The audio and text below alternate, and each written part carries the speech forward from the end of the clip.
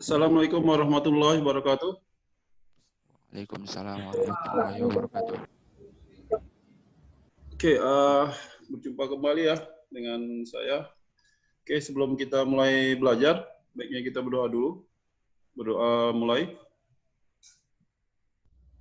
Berdoa selesai.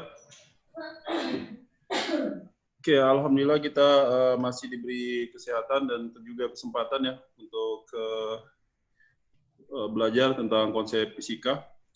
Nah, walaupun keadaannya masih seperti ini ya, dari tahun lalu ya sampai sekarang udah 2021 juga masih kita belajar melalui online. Ya, Bapak harap semuanya tetap semangat ya belajarnya. Jadi di sini diharapkan adalah sebenarnya kemauan dan juga disiplin dari diri kalian, karena mungkin beda dengan kalau kita tatap muka. Jadi guru-guru banyak bisa melihat aktivitas kalian seperti itu. Di sini kan kalian diharapkan untuk bisa mandiri dan juga mengatur waktu ya untuk belajar. Nah, terutama kita di sekolah ini udah berusaha semaksimal mungkin, seperti salah satunya dengan menggunakan tatap muka secara virtual dengan Zoom ini, dan juga ada psikologi ya. Psikologi itu untuk materi dan juga latihan ataupun kuis yang ada di situ gitu. Jadi Bapak harap semuanya diikuti dengan sebaik-baiknya.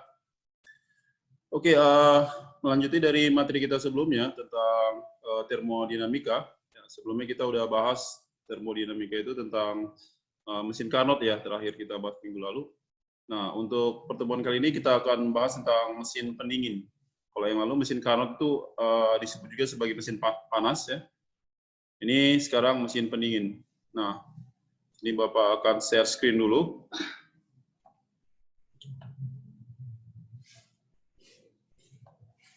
Oke, sebentar.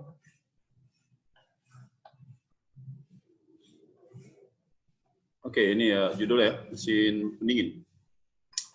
Nah, sesuai dengan judulnya ini, diharapkan kalian nanti bisa menjelaskan sistem kerja dari mesin pendingin, kemudian menentukan koefisien kinerja dari mesin pendinginnya gitu. Nah, sistem kerjanya bagaimana, kemudian menentukan juga koefisien kinerjanya. Nah, ini indikator yang harus kalian kuasai pada pertemuan ini. Nah, Bapak rasa masing-masing dari kalian pasti semuanya pernah ya melihat benda yang seperti ini. Ya, atau kita biasa di sini sebutnya kulkas ya, atau lemari pendingin. Nah, fungsinya udah tahu nih semua ya, apa dari fungsinya ini. Sesuai judulnya ya, pendingin berarti mendinginkan di dalam kulkas ini. Jadi suhunya itu jadi bisa rendah ya yang di dalam kulkasnya. Nah, tujuannya ya tentu untuk salah satunya mengawetkan bahan makanan ya, bahan makanan. Nah, jadi kalau misalnya sayuran seperti ini ataupun buah-buahan, ini kan akan pada kondisi normal kalau kita, apalagi di suhu kita yang tropis ini ya, di Indonesia ini, itu akan cepat terjadi pembusukan seperti itu. Karena kelembapannya juga tinggi ya kalau di Indonesia ini. Nah, untuk mencegah terlalu cepatnya proses pembusukan tadi, nah maka suhunya didinginkan ya, suhunya diturunkan, kemudian kelembapannya juga dikeringkan. Jadi tidak mudah terjadi pembusukan ya. Nah, itu fungsi dari mesin pendinginnya. Lalu bagaimana cara kerjanya? Nah, diharapkan ini kalian sudah bisa memahaminya ya setelah kita belajar ini. Ya, Bapak harap gitu ya. Kemudian ini ada yang di bagian atas ini lebih dingin lagi. Ini biasanya untuk freezer ya. Freezer dia pembekuan. Jadi air kalau kita masukin jadi es ya, jadi es batu. Ya, mungkin dari kalian ada yang pernah buat es batu ya, mungkin untuk bukan es batu saja, ada es untuk yang ada rasanya bisa dijual gitu ya untuk wirausaha. Nah, itu salah satu fungsinya. Nah, sistem kerjanya bisa kita lihat di diagram atau gambar yang Bapak tampilkan di sini. Nah, umumnya atau pada keadaan normal itu kalor atau panas itu berpindah dari suhu tinggi ke suhu rendah ya. Jadi itu kan ada secara, kita udah bahas di semester yang sebelumnya tentang perpindahan panas. Ada yang konduksi, radiasi, dan juga konveksi ya. Itu kan selalu dari panas ke yang lebih dingin. Nah, tapi di kulkas ini malah kebalikannya. Ya, ini berarti keadaan tidak standar lagi. Artinya udah ada pemaksaan di sini. Ya, jadi panas yang di dalam ini, jadi di dalam kulkas itu akan diserap, ya panasnya diserap. Nah, ini ada kisi-kisi penyerapnya di atas ini. Akan diserap, kemudian dipaksa keluar, ya, jadi dipindahkan ke luar. Nah, di sini ada kompresor. Ini kalau kalian perhatikan, kompresor ini adalah memaksa kalor yang di dalam kulkas itu dipindahkan ke luar dari kulkasnya. Nah, tentunya ini butuh apa? Butuh usaha dari luar. Nah, masih ingat ya pertemuan sebelumnya ada namanya usaha, ada kalor ya. Nah, jadi si pompa atau kompresor ini tadi kan memerlukan energi. Makanya kita harus mencolokkan kulkas ini ke listrik ya. Jadi sumber energinya dari energi listrik ya untuk menggerakkan pompanya ini sehingga bisa memompa panas dari dalam kulkas ke luar. Jadi kalau kalian amati memang nanti kalau kalian cek di kulkas kalian tuh di dalamnya ini dingin gitu. Tapi kalau kalian lihat di bagian belakang kulkasnya, nah ini jangan dipegang ya, karena bisa berbahaya. Tapi hanya kalian dekatkan saja itu kita bisa sudah merasakan suhunya tinggi ya di bagian belakang dari kulkasnya. Seperti itu. Nah kalau jika kulkasnya itu rusak itu biasanya terjadi kebocoran ya di pipa ini. Mungkin ada terbentur atau bagaimana, biasanya di bagian sini nih. Ini kan sering jadi batu es ya. Kadang-kadang biasanya mengambil batu es itu sulit ya. Main tarik aja mungkin ini bisa ada kebocoran sini. Itu yang biasanya rusak. Atau pada kompresornya juga. Ya. Ini umumnya bisa terjadi kerusakan. Oke, jadi simpelnya suhu di sini lebih rendah ya. Jadi ini kalau saya buat ilustrasinya sedikit ya. Nah, di sini. Nah, di sini dia dipindahkan kalor tadi sini, ya. Q-nya ini pindah keluar. Ya, di sini keluar nanti Q-nya. Ya.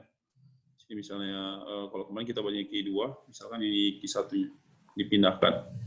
Nah, kalau kemarin itu di mesin Carnot ada namanya koefisien ya, koefisien katakanlah efisiensi dari mesin Carnot. Kalau di sini disebut dengan koefisien kinerja, ya. Koefisien kinerjanya. Nah, contoh lain dari mesin pendingin adalah AC atau kulkas ya. Tadi kulkas ya, ini sekarang AC. Prinsip kerja hampir sama. Kalau tadi didinginkan adalah dalam petinya, dalam bagian dalam kulkasnya. Kalau di sini yang didinginkan adalah ruangan. Jadi ruangan yang menggunakan AC, dia konsep kerja sama. Jadi kalor dalam ruangan itu diserap, kemudian dibuang ke bagian luar ruangan.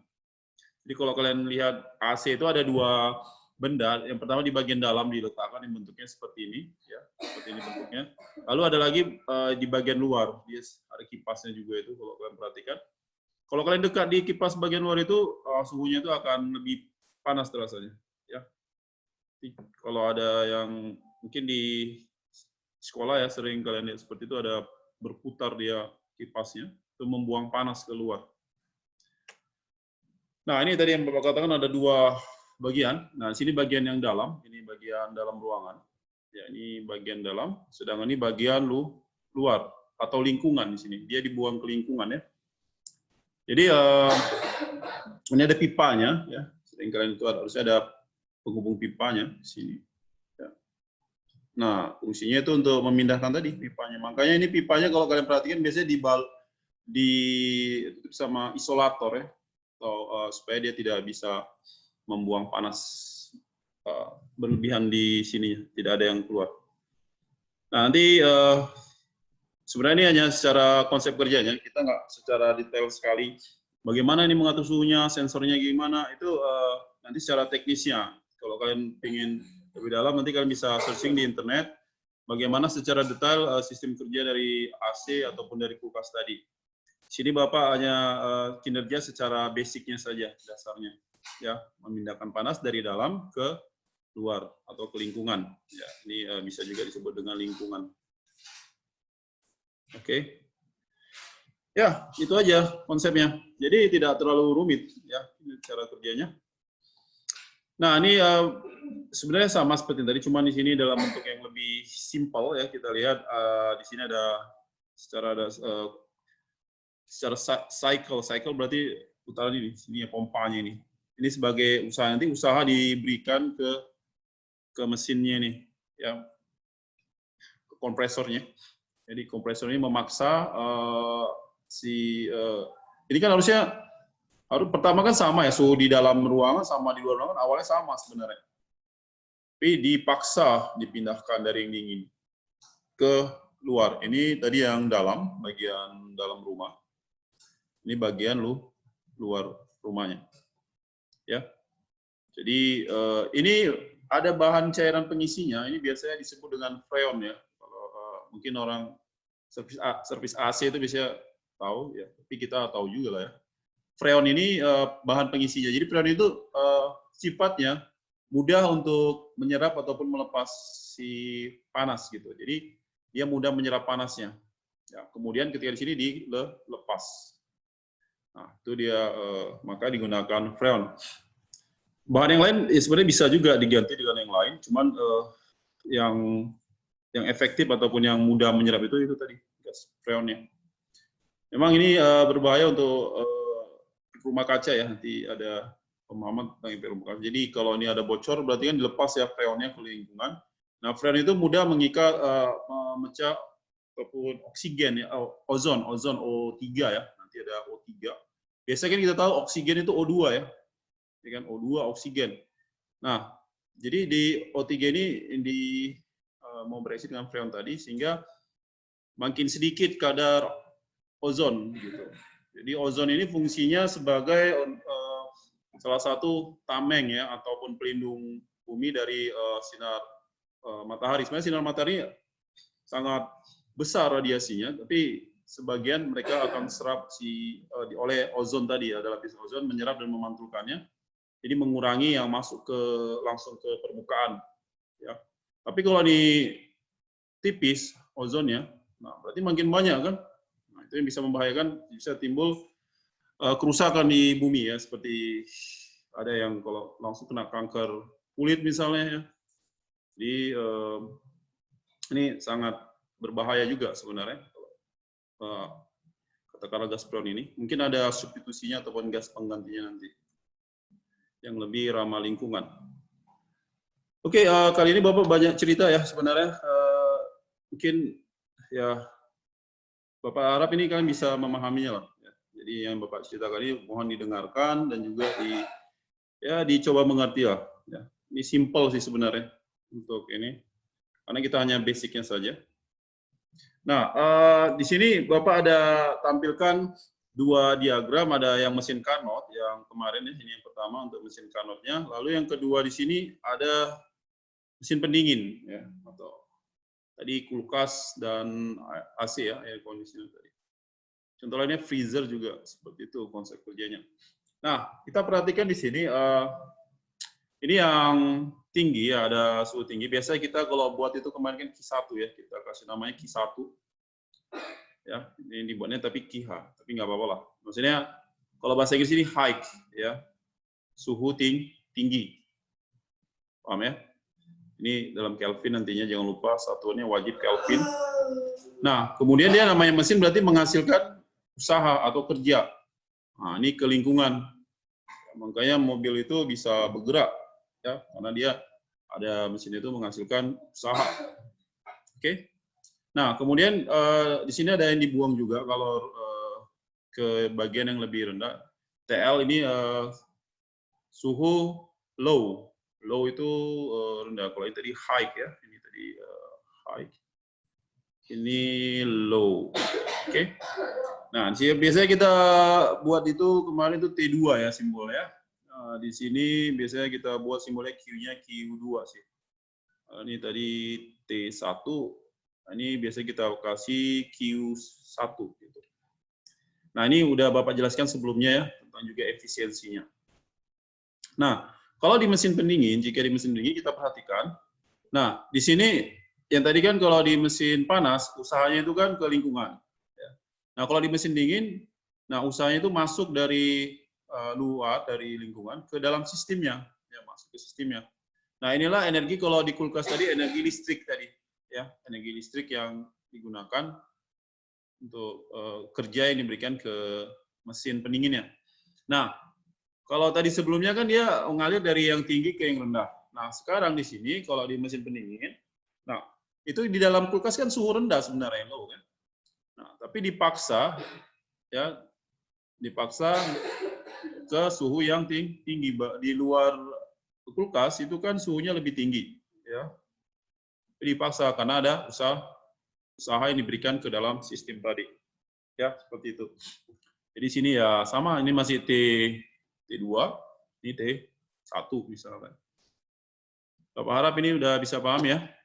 Kemudian kalau di sini kita bisa lihat yang masuk kan berarti W sama Q1 ya. Jadi W merah. W ditambah Q berapa nih? Oh ini 2 maksud saya. Q2 yang low ya. Sama dengan Q1. Ini Q1, yang ini Q2. Ini kalau mau kita sesuaikan sama yang ada di buku teks bahasa Indonesia. Ini dari buku luar yang Bapak ambil ya. Nah, jadi dia si mesin pendingin tadi memindahkan ya, menarik kalor dari suhu rendah ya, kalor dibuangnya ke suhu yang tinggi. Ini ke lingkungan. Ini lingkungan. Oke. Nah, ini yang dalam kulkasnya tadi, ya, yang suhu rendah. Oke, Bapak harap ini udah bisa dipahami ya dari diagram ini. Apa perbedaan antara siklus Carnot-nya dengan siklus Carnot terbalik? Oh, ini kita sebutnya terbalik. Sini mesin panas, yang ini mesin pendingin. Oke, Bapak harap ini bisa dipahami. Nah, cara kerja, oh ini lebih jelas lagi ya, Bapak jelaskan sini cara kerja dari AC tadi. Nah, di sini dia diambil, ini ada cooling fan-nya. Kemudian ini warna merah ini dia panas, yang biru di sini sudah dingin. Ini sudah dingin. Nah, seperti itu. Oke, ini Bapak rasa ini hampir sama yang tadi. Cairannya. Ini ya tadi Bapak bilang ini gasnya apa cairannya ya, HFC. Oke, di sini ada ditampilkan tentang koefisien daya guna atau koefisien kinerja tadi Bapak sebutkan ya. Nah, ini rumusannya. Bahwa simbolnya Kp ya. Jadi koefisien kinerja tadi itu sama dengan Q2 per W, ingat ya, Q2 per W. Tadi di sini yang Q2 ini masuk per W, ya. Jadi Q2 berarti kalor dari yang rendah, ya, per W usahanya. Tapi tadi usahanya itu sama dengan Q1 dikurang Q2. Ya, misalnya Q1 kurang Q2, sehingga diperolehlah samaannya untuk Kp-nya tadi, untuk hubungan dengan perbandingan suhu, berarti T2 per T1 kurang T2. Ya, ini koefisien kinerja atau koefisien daya gunanya. Ya, Q1 ini kalor pada suhu tinggi, Q2 kalor pada suhu rendah. Ini kan kemarin sudah Bapak jelaskan bahwa kalor dengan suhu itu berbanding lurus ya, ingat ya. Q sama dengan nRT ya. T-nya, T itu suhunya, Kelvin. Bapak harap ini bisa diingat ya, ini rumus-rumusnya untuk Kp-nya. Nanti kalau Bapak buat soal-soal dia akan biasanya nggak jauh-jauh dari sini. Mungkin ditanya koefisien kerjanya atau diminta berapa energi yang harus diberikan ke mesin pendingin, itu berarti W ya. Ya.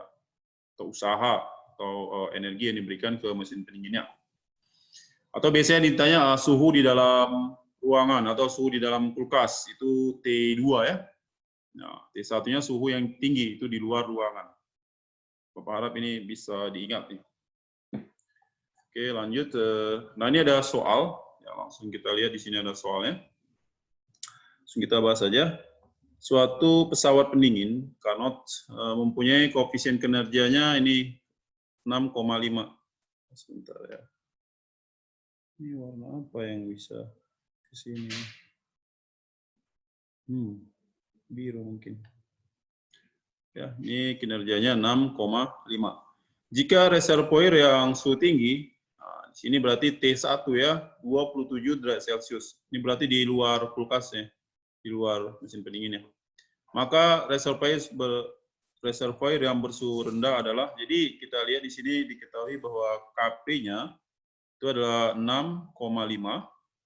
Kemudian di situ T1 ini adalah 27 ini kan Celcius ya, harus ditambah 273 lagi supaya kita dapat dalam Kelvin.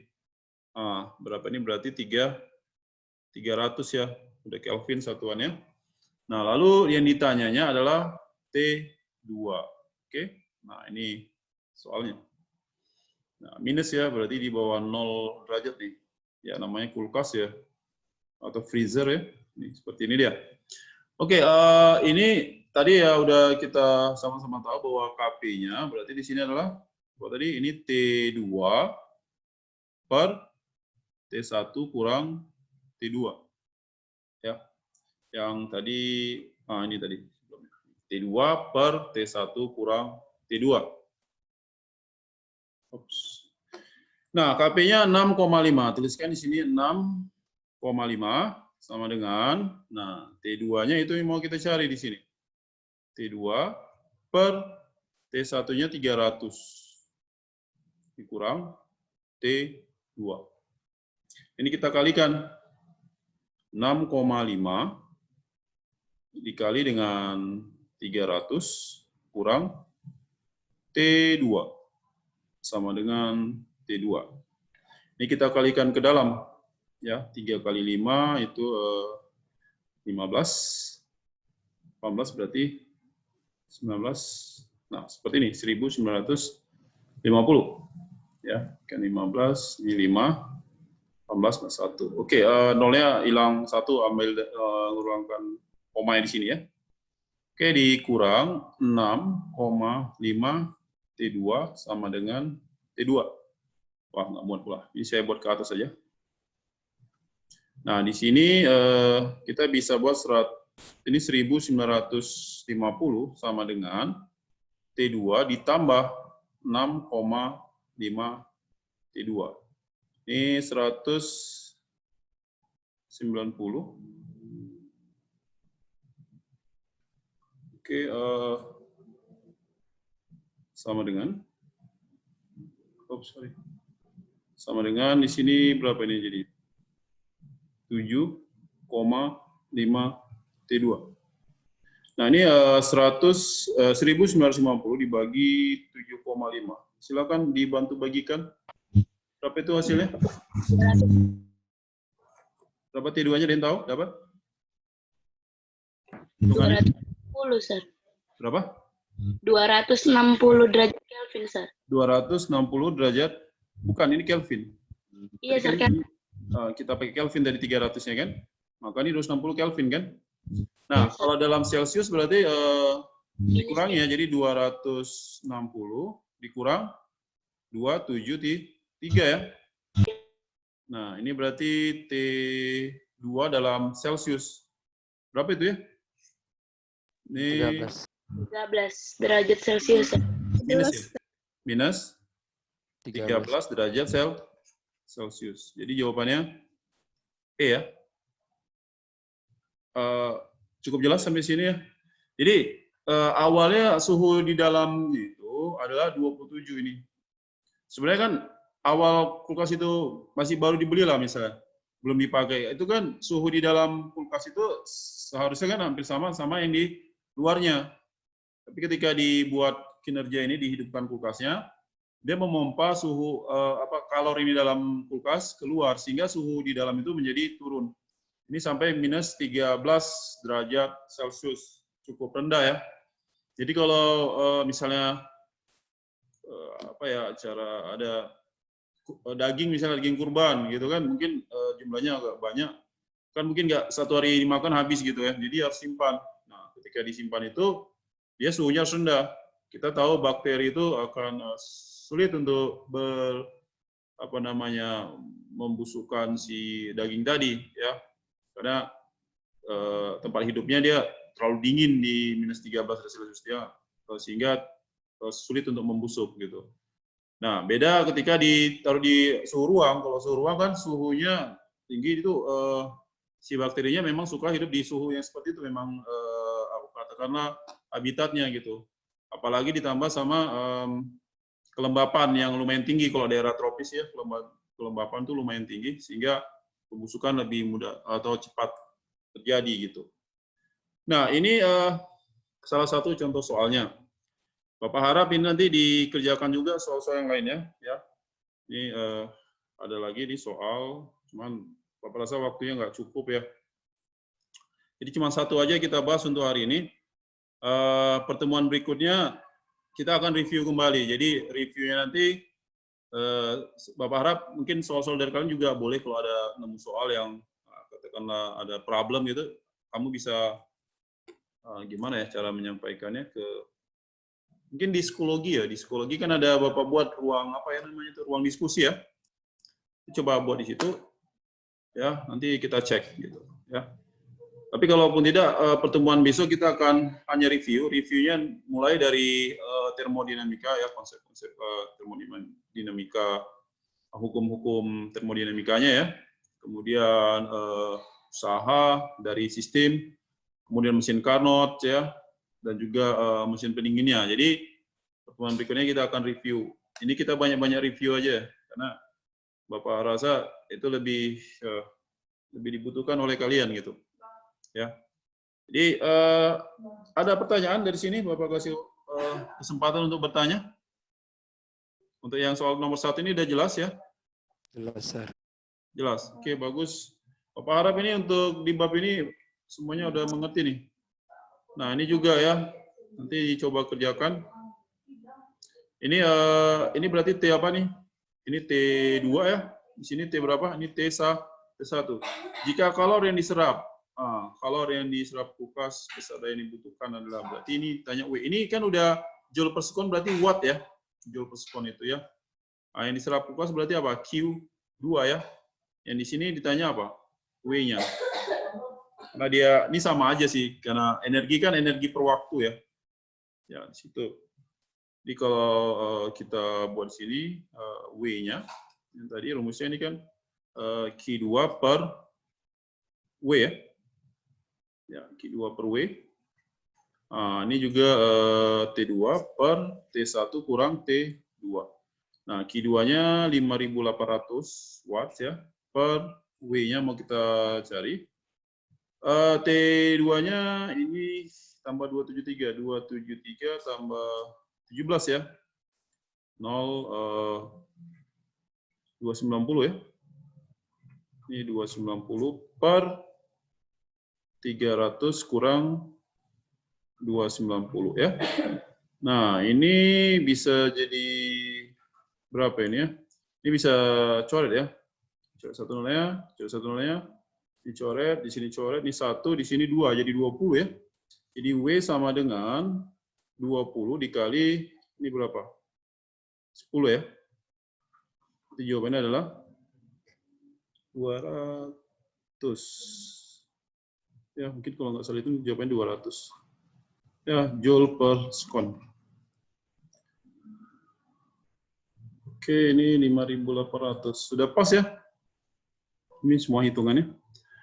Oke, Bapak rasa pertemuan ini cukup sekian dulu. Ya, mudah-mudahan kalian sudah pahami. Ya. Oke, Bapak akhiri ya. Assalamualaikum warahmatullahi wabarakatuh. Waalaikumsalam warahmatullahi wabarakatuh. Waalaikumsalam warahmatullahi wabarakatuh.